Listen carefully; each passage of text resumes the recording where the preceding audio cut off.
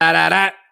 Good morning, everybody. This is Grant from State of the Spark, and I am excited for you today for a lot of reasons. Number one, we get to hear from the Pope and his take on artificial intelligence, which I'm super excited to share with you. Then we get to hear how samurais, I think, would respond to COVID. We also get to discuss where does the Leonid meteor shower every year on my birthday come from? We're going to talk about that, but then I want to share a piece of ancient wisdom. This is not new wisdom.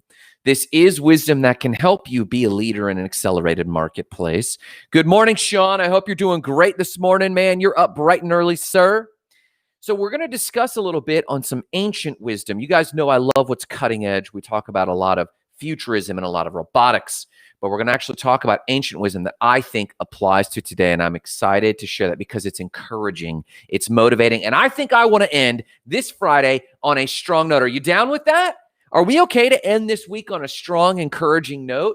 Raise your hand, hit with an emoji, hit me with a comment or a like if that's okay with you today. And before we get into any of that, you lovely, lovely people, you know we're going to deal with a cup of gratitude. So grab your coffee and let's share what we're grateful for. And as I get to mine, I want to hear what you're grateful for. Some of you have the habit. Marlena has the habit of writing down gratitude each morning. I want you to write in the comments something you're grateful for while I share mine. Here we go. Ba-da-da. So, thank you for the like, Sean. I hope you're doing great. I hope you kill it today. So here we go. What I am grateful for today, my lovely, lovely friends, I'm grateful for having the habits and the skills. It takes skills to realign myself from a fragmented person to a person of wholeness so I can be effective today. That's a mouthful, but I'm sincerely, deeply grateful for this. Yesterday, I spent most of the afternoon writing and editing and re-editing edition 4 of my book, Top 100 Dream Igniter. And it's going to be coming out in hardback. We're going to be making it available to everybody. We had to update the design. We had to update the references, but that's going to be coming out. Jessica says, good morning. Hope you're having a great morning. Excited to hear about ancient wisdom. You and me both. And then Jessica, since I know you're on and I know you're an awesome sport, I'd love to actually hear something you're grateful for today as well. That's Jessica's post this morning, or her comment just a moment ago. Boom. So yes, I want to hear what you're grateful for, and mine, I'm grateful for the habits and tools that I can realign, because by the end of the editing day yesterday, my brain was fried. My lovely bride was out with dinner with her girlfriend, and that was awesome. And I had extra time to work, but my brain was just like, argh. And I woke up this morning, I said, oh no, I'm not giving away another day to mediocrity. Now, that wasn't a mediocre day, mind you. I had a really good day of productivity, but my brain just felt fried, and I didn't want to wake up today slumped because of that. I had to re-energize myself. So this morning, I'm grateful for the ability to realign myself. Here is to that. Da-da-da. And guess what? You have this ability too. You have the ability also to realign yourself. In fact, Jessica's a great person to talk to about this. She's all about energetic realignment. I'm all about habitual realignment, having mechanisms, neuro-linguistic programming, having places you go in the house, things you say to yourself, books you read, methods you do in the morning to get realigned and get back into state. And then Marissa says, no, Grant, you're just a cheater. You just wake up at 4 and you've got 4 hours of wake up time before anyone else has woken up. Well, that's a life hack too. That's a habit as well, my beautiful friends. Let's talk about the Pope. Segue. Here we go. So, you know, artificial intelligence is gaining steam when the big daddy himself, the Pope himself, adds AI to his morning prayer. So, and he adds adding it to his prayer. I think he might be praying about it in the way Elon Musk prays about it. And that's, oh, dear Lord, let's not let Terminator 2 show up on this place. But no, for real. The Pope actually has a monthly, and I like this idea, and I might even try to adopt this idea. The Pope has a monthly message and to Catholics, or to the world really, and says, this is what my prayer intention is for the month. I didn't know this about the Pope. I'm not Catholic, and I just never studied this, but I think this is a great principle on setting your intentionality of prayer. We set goals each month for our small businesses and our personal development. We set goals basically, but why don't we set prayer intention or meditation intention or thought life intention over a given period of time, a month or a week? So the Pope actually puts out his November message, and he says, and I'm going to quote him, he asks, well, first off, he asks that progress in robotics and AI be directed, here we go, towards the respecting the dignity of the person and of creation. Now, who can argue with that? Marissa and I just watched a powerful witness testimony by David Attenborough, the voice behind Blue Planet, the voice at, between so much. But he also wrote his witness statement, which I think is called Life on Earth, if I'm not mistaken.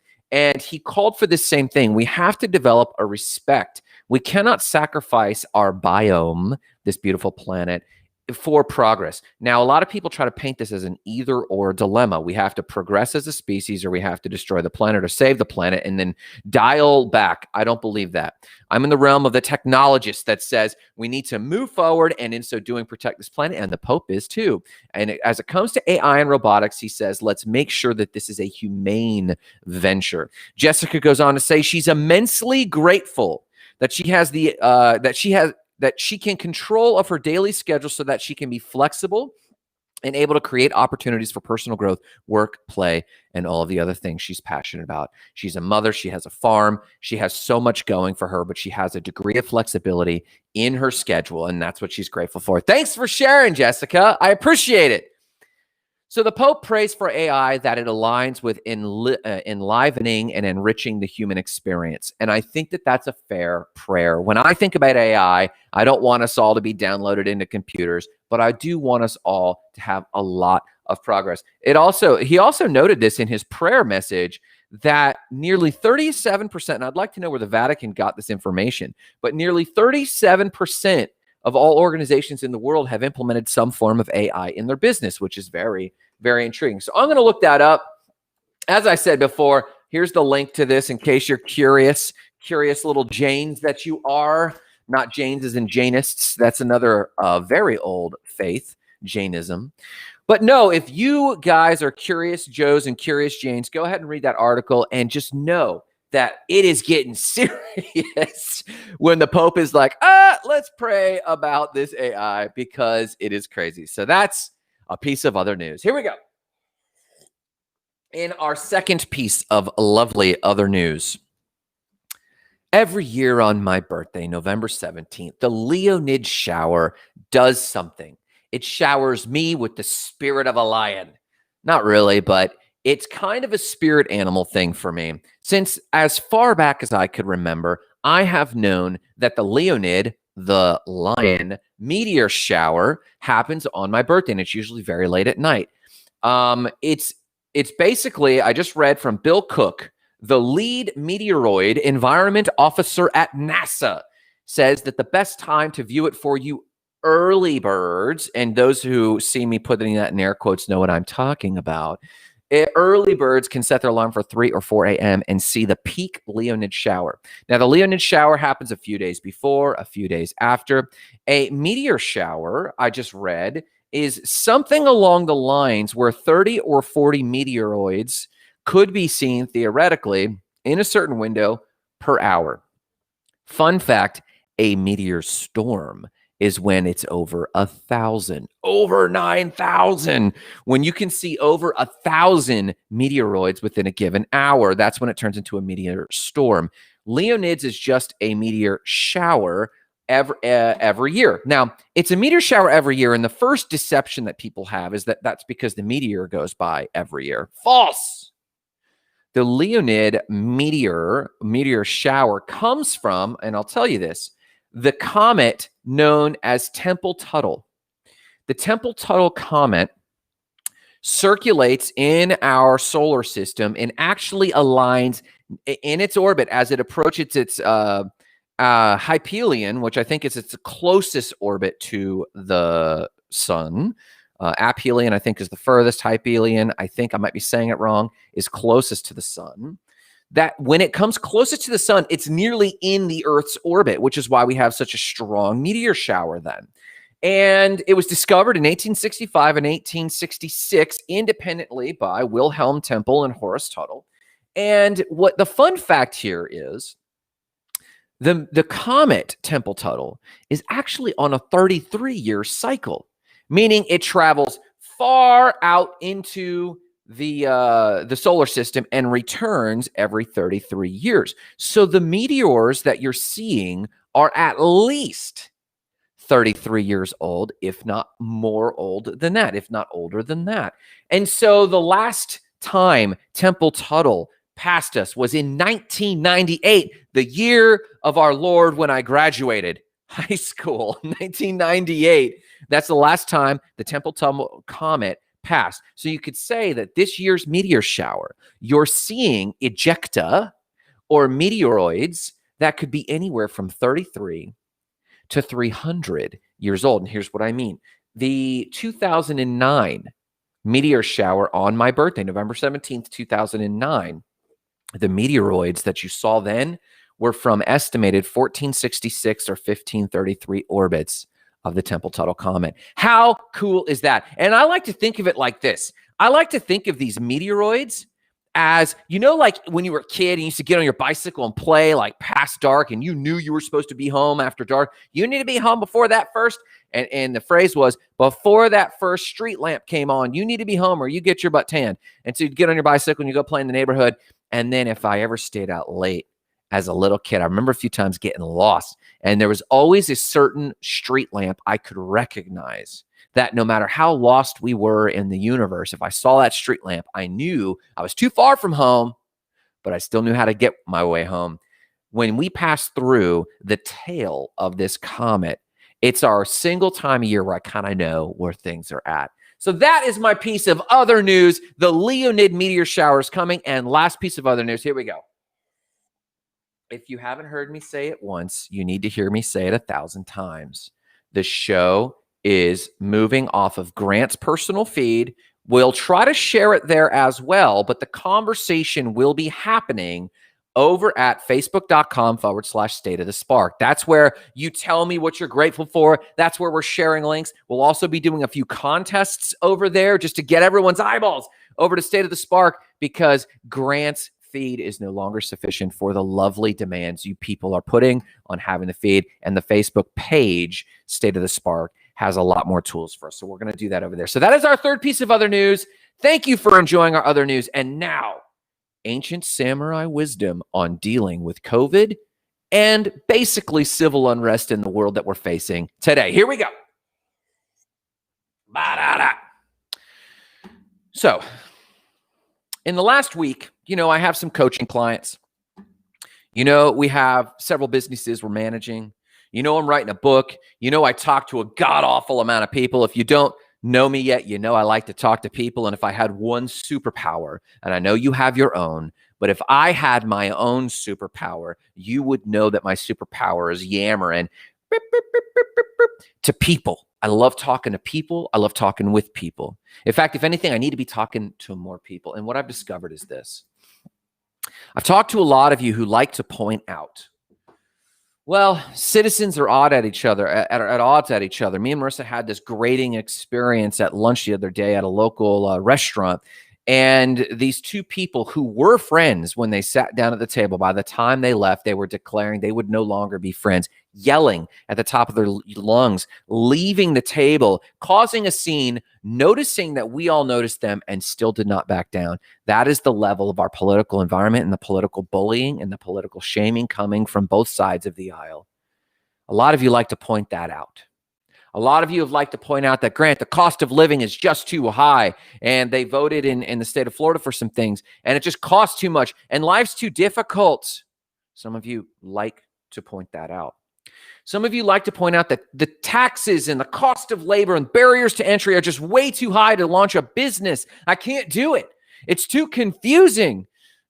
Some of you really like to point that out. You're starting to own this story. Some of you like to point out that the world is changing too fast and there's too much tech, and we're talking about tech and we're worshiping tech, and I wish we could just dial it back to the age of yore, which, you know what? I want that too, but I know it can't happen. I know it can't happen.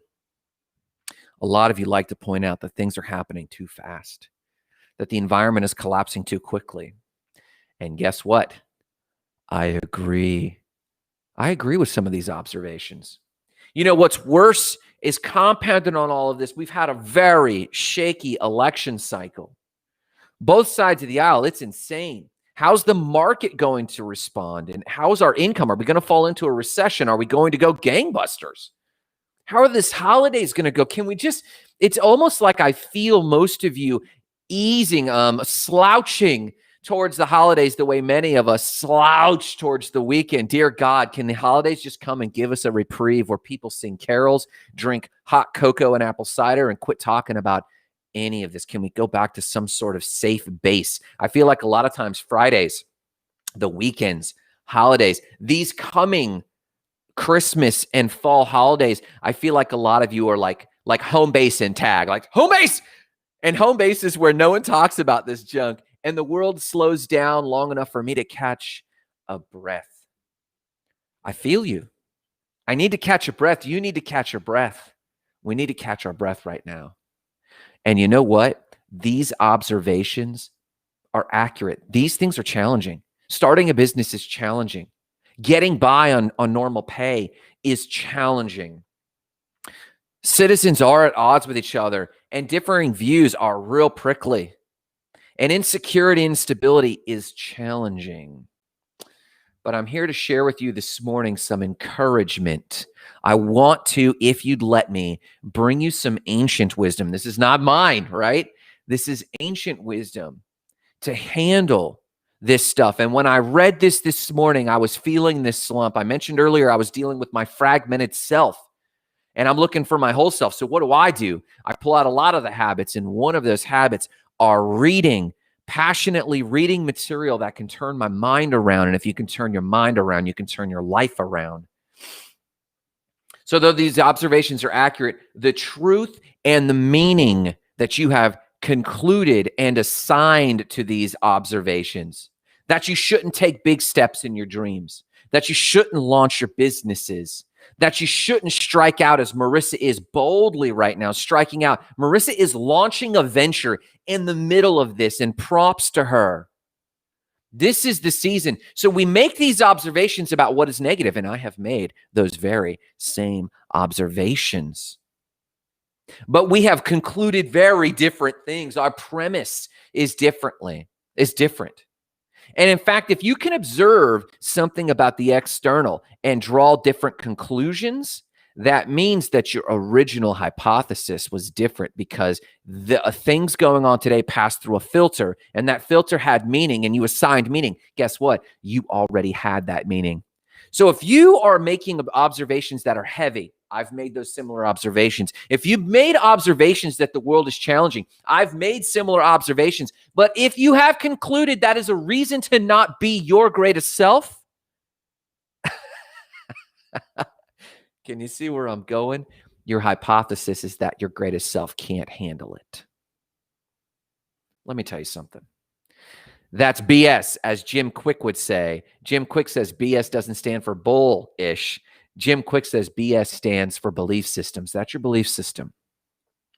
I want to read something for you very quickly. It's one of my favorite quotes from James Allen. James Allen says this. Where'd you go, my friend? Men are anxious to change their circumstances, but unwilling to improve themselves. They therefore remain bound. I thought about those of you this morning. This isn't the samurai quote. Bear with me. I thought about some of you this morning as I read that. I read that quote from As a Man Thinketh by James Allen. Men are anxious to improve their circumstances, but unwilling to improve themselves. They therefore remain bound. I read that to myself today because I realized how many of you are expressing to me in some way, shape, or form you feel bound. You feel tied up. You feel that the political environment has bound you from being your greatest self in some way, shape, or form. This party or that party has bound my party alignment up enough that I can't achieve my greatness.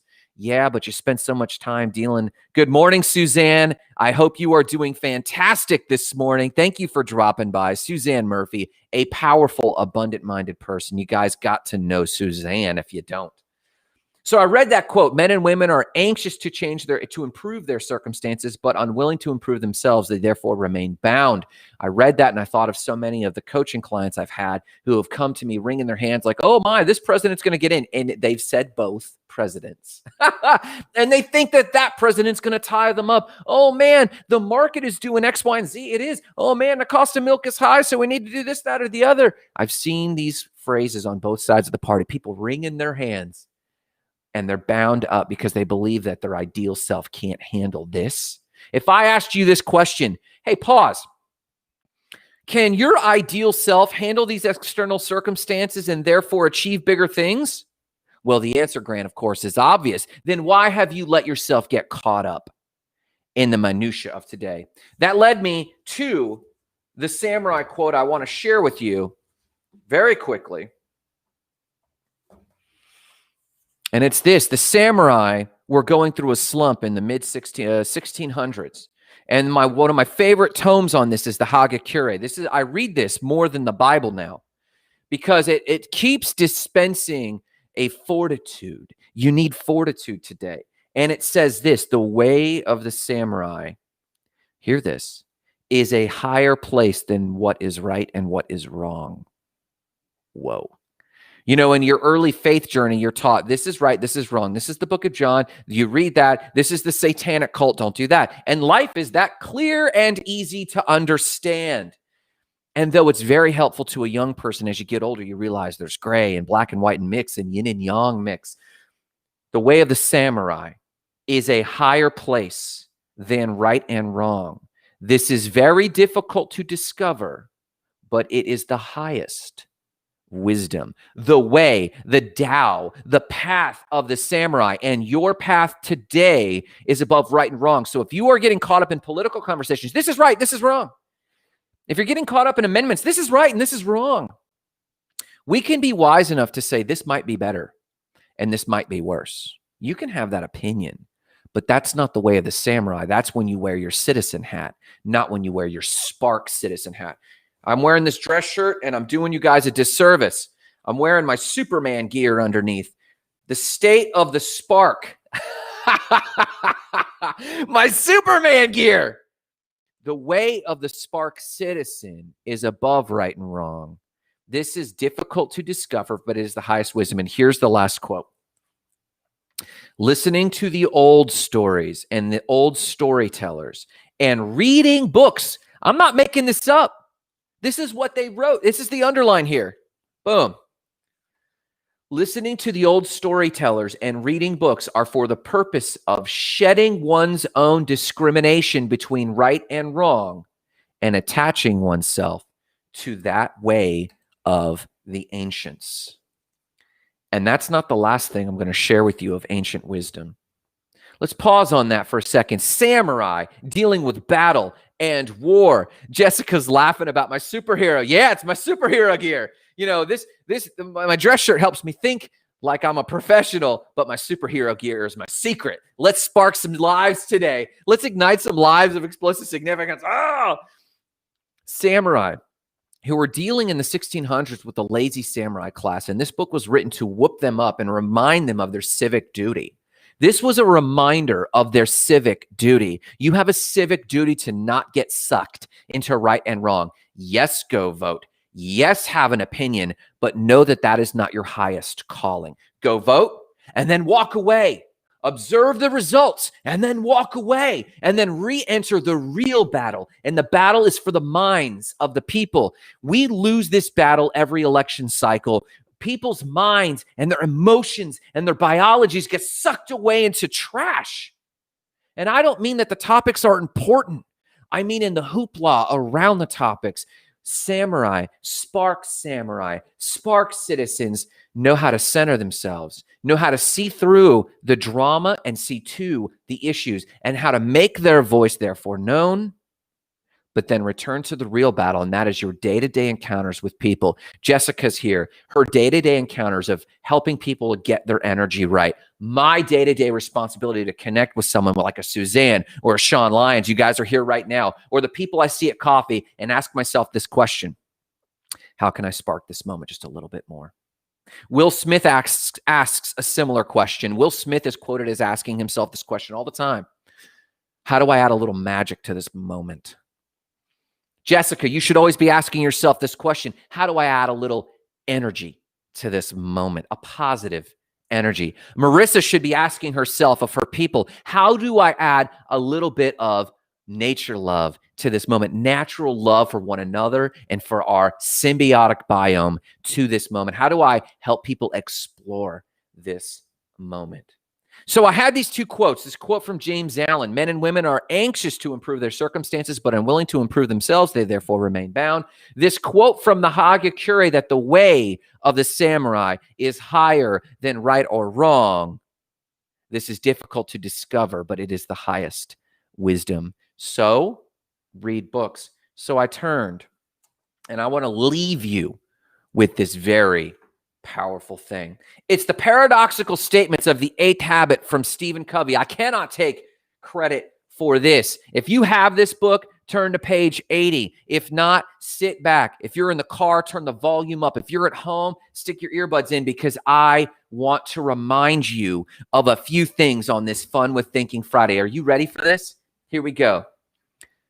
How relevant is this? And I want you to ask yourself, as I read these statements to you, ask yourself how relevant this is to you today. And I think for me, this is powerful and relevant. Number one, people are illogical, unreasonable, and self-centered. Love them anyway. If you do good, people will accuse you of selfish, ulterior motives. Do good anyway. If you are successful, you will win false friends and true enemies. Succeed anyway. The good you do today will be forgotten tomorrow. Do good anyway. Honesty and frankness make you vulnerable. Be honest and frank anyway. The biggest men and women with the biggest ideas can be shot down by the smallest men and women with the smallest minds. Think big anyway. People favor underdogs, but follow only top dogs. Fight for a few underdogs anyway. What you spend years building could be destroyed overnight. Build anyway. People really need help, but may attack you if you do help them. Help people anyway. And lastly, and I'm leaving you with this, give the world the best you have, and you'll get kicked in the teeth. Give the world the best you have anyway. If you need support today, visit us at stateofthespark.com. If you want to talk like this to one another, if you want to be surrounded like people like this, please engage and initiate the conversation at the Facebook Goals and Gratitude group. But I want to remind you today of the mission at minimum. At minimum, your mission today is to ignite lives of explosive significance, starting with your own. Have an extraordinary day, and please go spark somebody and ask yourself how you can make this moment more spark for themselves and yourself today. Thank you, Suzanne. Have a beautiful day. Have a wonderful Friday, and rock something good.